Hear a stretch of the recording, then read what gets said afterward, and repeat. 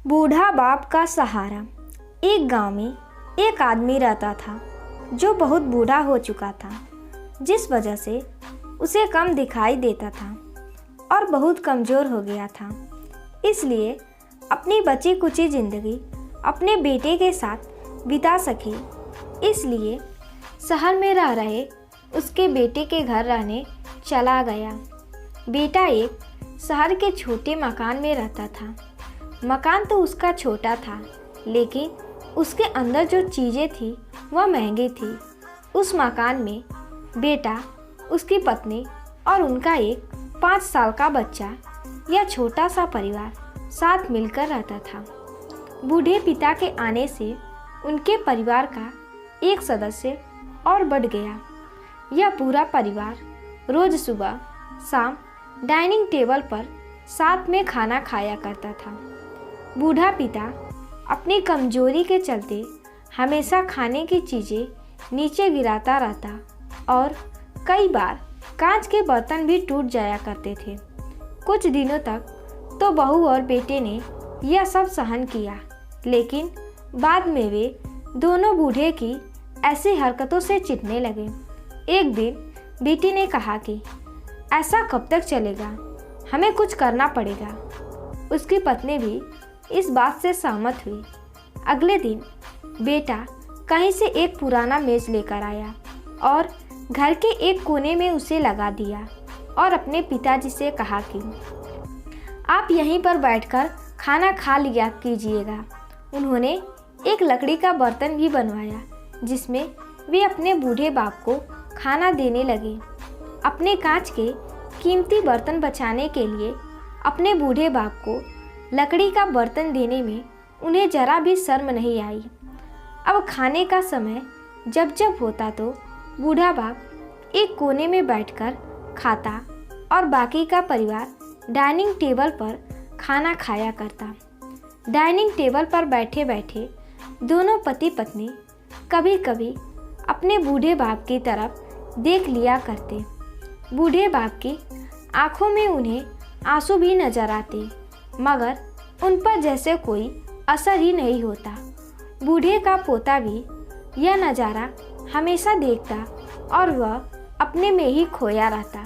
एक दिन जब पति पत्नी डाइनिंग टेबल पर बैठकर खाना खा रहे थे, तब उनका बच्चा जमीन पर बैठकर कुछ कर रहा था। उन दोनों ने बच्चे के हाथ में लकड़ी का टुकड़ा देखा, लेकिन उन्हें कुछ समझ में नहीं आया कि बच्चा लकड़ी के टुकड़े के साथ क्या कर रहा है। जब बच्चे के पिता ने उससे पूछा कि बेटा आओ खाना खा लो, तुम नीचे बैठकर क्या कर रहे हो, तब बच्चे ने भोलेपन से कहा, अरे मम्मी पापा, मैं आप दोनों के लिए लकड़ी का बर्तन बना रहा हूँ, ताकि आप लोगों को जब आप बूढ़े हो जाओ तो इसमें खाना दे सकूं।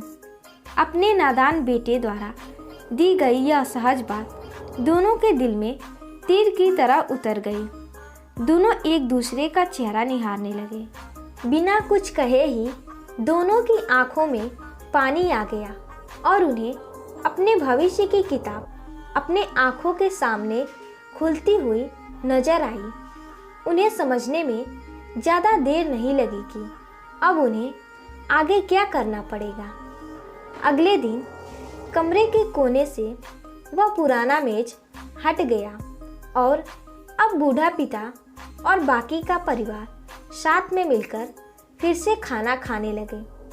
बूढ़े की कमजोरी की वजह से हो रही गलतियां भी अब किसी को नहीं चिढ़ाती थी। दोस्तों, यह कहानी हमें बताती है, हर वह पत्ता जो आज हरा है वह कल सूखेगा और डाली से नीचे भी गिरेगा। इसलिए हमें अपने बड़े बूढ़ों का हमेशा ख्याल रखना चाहिए और हमें हमारे माता पिता और बुजुर्गों के साथ वैसा ही व्यवहार करना चाहिए जैसा हम चाहते हैं कि हमारे बूढ़े होने के बाद हमारे बच्चे हमारे साथ करें। दोस्तों, आपको यह हार्ट टचिंग स्टोरी कैसी लगी हमें कमेंट करके ज़रूर बताइएगा।